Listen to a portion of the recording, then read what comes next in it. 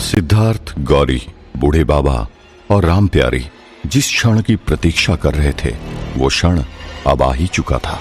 मंत्री शरद सिंह और John Williams का पोता नीचे बिछी हुई लाल कालीन पर चलते हुए मंच की तरफ जा रहे थे। लोग तालियां बजाकर उनका स्वागत कर रहे थे। चारों तरफ उत्साह का माहौल था। उनके आने पर लोग तालियों के साथ साथ सीटियां भी बजा रहे थे। वहां पर आसपास कुछ लोगों ने पटाखे भी फोड़े और कुछ ही देर में मंत्री शरद सिंह और जॉन विलियम्स के पोते मंच के ऊपर आए और मंत्री शरद सिंह माइक की तरफ आए और उन्होंने अपना भाषण शुरू किया। मंत्री शरद सिंह ने कहा, जय हिंद मेरे शिमला के प्यारे भाइयों और बहनों, आज हम एक ऐसे महान व्यक्ति के व्यक्तित्व को लोगों के सामने लाने का प्रयत्न कर रहे हैं जिनको शिमला ही नहीं बल्कि पूरे देश में जानने की जरूरत है। ये महान व्यक्ति आज से 150 साल पहले इसी शिमला की सरजमीन पर रहा करते थे। एक आतंकवादी जिसके अंदर इतनी हैवानियत भरी थी कि उसने शिमला की इस जमीन पर 200 से अधिक मासूम बच्चों को उनके माता पिता के साथ बेरहमी से गोली मार के हत्या कर दी थी। और फिर उसकी हैवानियत वहीं नहीं रुकी, उसने उन बच्चों का और उनके माता पिता का सर धड़ से अलग ही कर दिया और उनके सरों का ढेर लगा दिया। ये तो रही शिमला की बात। शिमला में आने से पहले इस पूरे भारत में न जाने कितने मासूम लोगों की हत्या उस राघव राव ने की होगी।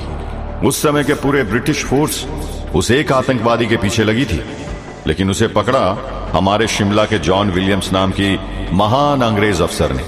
यदि उन्होंने इस आतंकवादी को नहीं पकड़ा होता तो न जाने और कितने मासूमों की जान खतरे में पड़ जाती।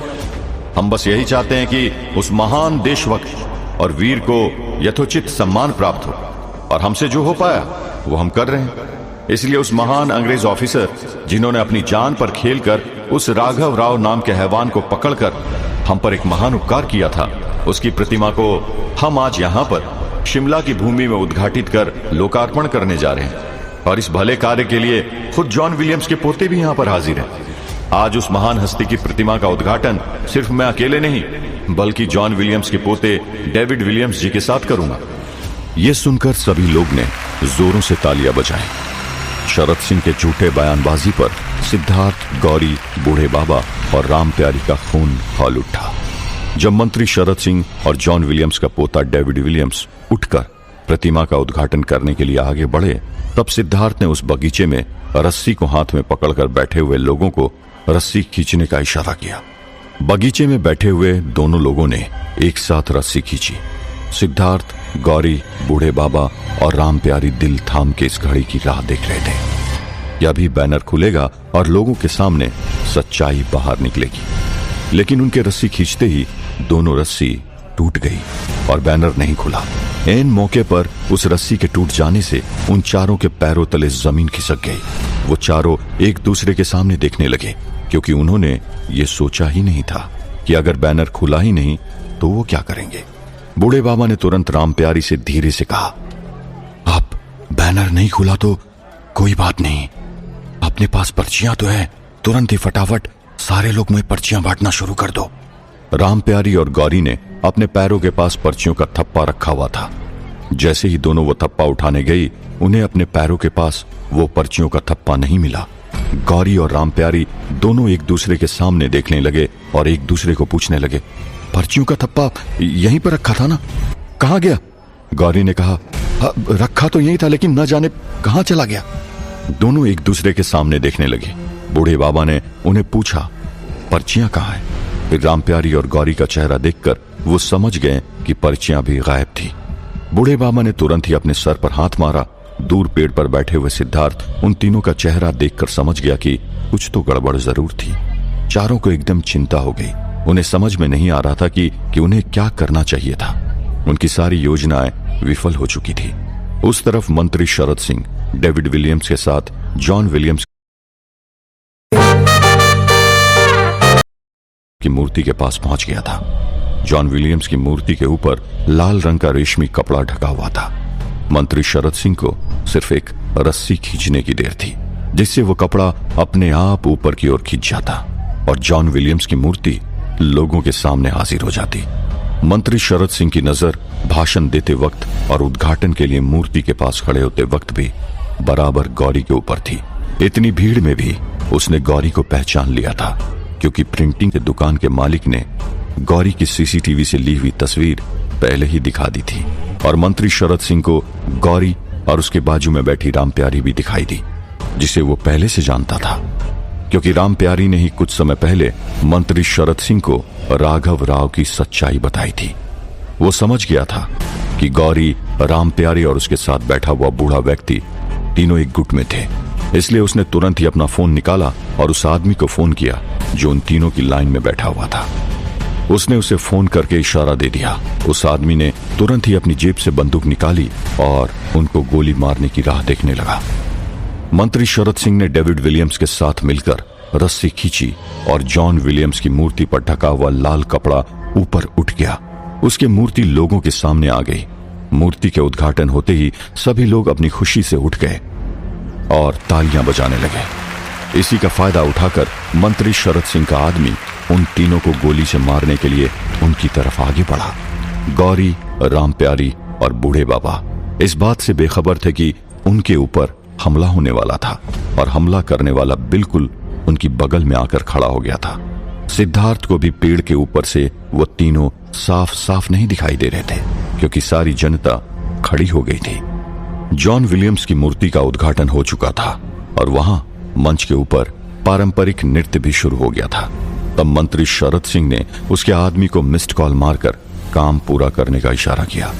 उस व्यक्ति ने तुरंत ही अपनी बंदूक गौरी की तरफ चुपके से तान दी और गौरी के सर की तरफ इशारा करके वो ट्रिगर दबाने ही वाला था कि अचानक उसके बंदूक का ट्रिगर जाम हो गया और वो दब ही नहीं रहा था। उसने बहुत कोशिश की, लेकिन उससे ट्रिगर दब ही नहीं रहा था। उसने दोनों हाथों से ट्रिगर को दबाने की कोशिश करनी शुरू कर दी और अचानक से उससे ट्रिगर दब गया, लेकिन गोली चलने के बदले उसकी बंदूक ही फट गई। गोली सीधे जाकर उसके सर के ऊपर लगी और वो आदमी वहीं पर गिरकर मर गया। इतनी जोर का आवाज हुआ कि सभी लोग एकदम चौकन्ने हो गए। गौरी, राम प्यारी और बूढ़े बाबा भी हैरान होकर देखने लगे कि वहां पर आखिर हुआ क्या है। लोग कुछ समझ पाए कि क्या हुआ, तभी अचानक स्पीकर से बज रहा गाना बंद हो गया और स्पीकर पर अचानक से कुछ दूसरी किस्म की आवाजें आने लगी। सभी लोग यहां वहां पर देखने लगे। तभी अचानक स्पीकर पर जॉन विलियम्स की आवाज गूंज उठी।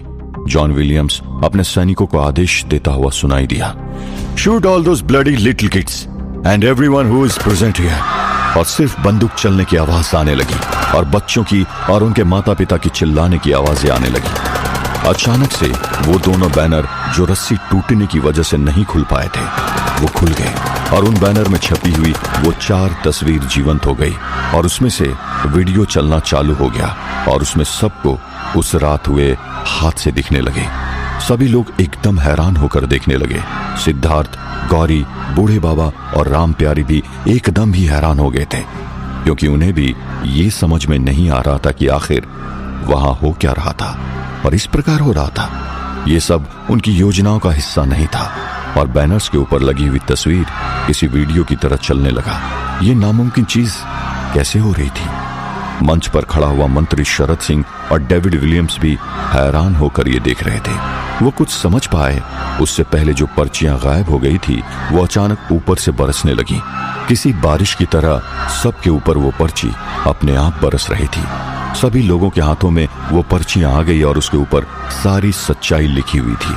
सामने चल रहा वो विभत्स दृश्य जिसमें जॉन विलियम्स के आदेश पर बच्चों को गोलियों से भून डालना और फिर उनके सर काटकर उनका ढेर लगाना, ये देखकर सारे लोग विचलित हो गए। तभी कहीं से एक आवाज गूंज उठी, उन मासूम बच्चों और उनके माता पिता को मारने वाला भी जॉन विलियम्स था। उस हवेली के मालिक और उसकी पोती को मारने वाला भी वही था। मैं यानी कि राघव राव निर्दोष हूं। मैं एक स्वतंत्रता सेनानी था और जॉन विलियम्स जैसे कपटी अंग्रेज अफसर ने मुझे मेरी देशभक्ति की सजा देने के लिए मुझ पर झूठा आरोप लगाया। यह सच्चाई मंत्री शरद सिंह को पता थी, फिर भी पैसों की लालच में आकर उसने इस अंग्रेज अफसर के झूठ को आगे बढ़ाने का जुर्म किया है और ये जॉन विलियम्स का पोता भी इस सच्चाई से वाकिफ है। यह आवाज सुनते ही लोग गुस्से में बेकाबू हो गए और तुरंत ही मंच और मूर्ति की तरफ टूट पड़े। लोग हाथ में पत्थर, लाठी, कुर्सी जो हाथ लगा वो लेकर मूर्ति तोड़ने लगे। कुछ ही समय में उन्होंने जॉन विलियम्स की मूर्ति को धाराशाही कर दिया और मंच पर चढ़कर मंत्री शरद सिंह और डेविड विलियम्स को भी मारने पीटने लगे। सिद्धार्थ, गौरी, बूढ़े बाबा, राम प्यारी ये सब देखकर एकदम ही हैरान थे। उन्हें यह समझ में नहीं आ रहा था कि आखिर सब हुआ कैसे। सिद्धार्थ पेड़ के ऊपर से नीचे उतरकर उन तीनों के पास आकर खड़ा हो गया।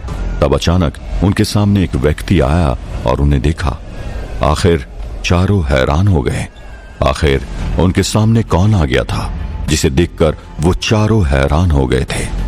इस घटना से क्या राघव राव की आत्मा को न्याय मिल चुका था या और भी कुछ बाकी था? क्या मंत्री शरद सिंह जनता के कोप से बच पाएगा, और यदि बच पाएगा तो क्या वो अपने अपमान का बदला लेगा? जानने के लिए सुनते रहिए वीरानगढ़, ओनली ऑन पॉकेट FM।